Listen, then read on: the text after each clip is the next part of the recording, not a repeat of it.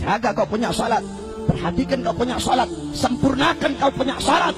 Salat adalah penentu kebahagiaanmu dunia akhirat. Salat adalah penentu kesenanganmu dunia akhirat. Salat adalah penentu beruntung atau tidaknya engkau di dunia akhirat. Salat adalah penentu kelak engkau dalam kubur selamat atau tidak. Salat adalah penentu kelak di yaumul ba'ats, di hari kebangkitan, engkau akan dibangkitkan dalam keadaan baik atau tidak. Salat adalah penentu kelak di yaumul mahsyar, di padang mahsyar, apakah engkau akan tenggelam dalam lautan keringat atau engkau didahului dengan cahaya Allah Subhanahu wa taala. Salat adalah penentu kelak di yaumul mizan, di hari pertimbangan, apakah engkau berat timbangan kananmu atau berat timbangan kirimu. Kelak salat akan menjadi penentu di yaumul hisab, di hari perhitungan, apakah engkau akan menerima bukumu dari sisi kanan atau dari sisi kirimu. Salat adalah penentu kelak di siratal mustaqim, apakah engkau akan terpeleset atau engkau akan selamat. Salat adalah penentu surga dan nerakamu. Salat adalah penentu seluruh amal ibadahmu. Kenapa? As-salah ra'sul ibadah, kata Nabi.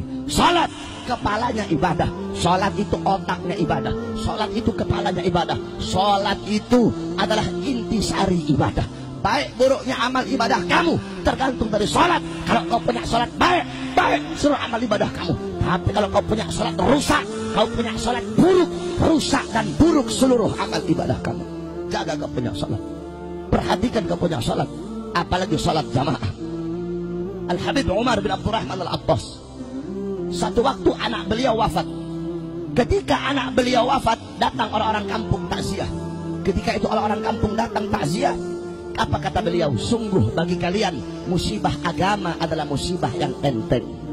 Maksudnya apa, Beb? Iya, bagi kalian musibah agama itu musibah yang enteng. Maksudnya apa, Beb? Dijawab, bagi saya terlambat sholat jamaah lebih musibah daripada kematian anak saya sekarang. Kenapa? Kematian anak saya ini hanya musibah dunia, sedangkan terlambat sholat jamaah adalah musibah agama. Itu terlambat. Bagaimana kalau engkau meninggalkan sholat 5 waktumu dengan sengaja? Oleh karenanya saudara-saudara, dahulukan kau punya sholat, utamakan kau punya sholat.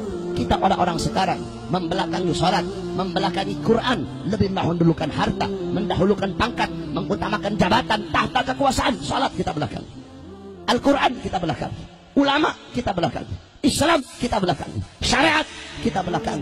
Makanya jangan harap kita akan diberikan kemenangan oleh Allah kalau kau punya sholat belum sempurna. Saudara-saudara, lihat kata-kata saya. Andaikan sholat subuh di masjid-masjid jumlahnya sama pada kayak malam hari ini, demi Allah Islam akan jaya di bumi, di tanah Indonesia. Saudara-saudara, jangan kamu harapkan kemenangan, jangan kita harapkan persatuan dan kemenangan kalau kita belum sempurnakan kita punya salat, kalau kita masih sering meninggalkan salat 5 waktu kita. Salat adalah pengerat, salat adalah pemersatu umat. Oleh karena itu, jaga kau punya salat. Qala Rasul sallallahu alaihi wasallam, "Idza 'azzamat ummatid dunya nuzi'at minha haibatul Islam." Apa kata Nabi? Jikalau umatku lebih mengutamakan dunia, lebih mendahulukan harta, pangkat, jabatan, tahta, kekuasaan, salat dibelakangi, akhirat dibelakangi, apa kata Rasul?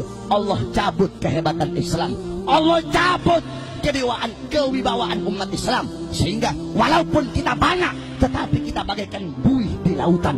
Oleh karena itu, jaga kau punya salat, perhatikan kau punya salat. Dengan salat kita umat Islam akan selalu bersatu. Kama qala Rasul, mathalul mu'min fi tawaddihim wa ta'atufihim wa tarahumihim mathalul jasad idza ishtaka minhu 'udwun tada'a sa'irul jasad bis-sahari wal humma. Apa kata Nabi? Perumpamaan seorang mukmin di dalam mengasihi, di dalam menyayangi, dalam saling tolong menolong, bagaikan satu badan, bagaikan satu tubuh.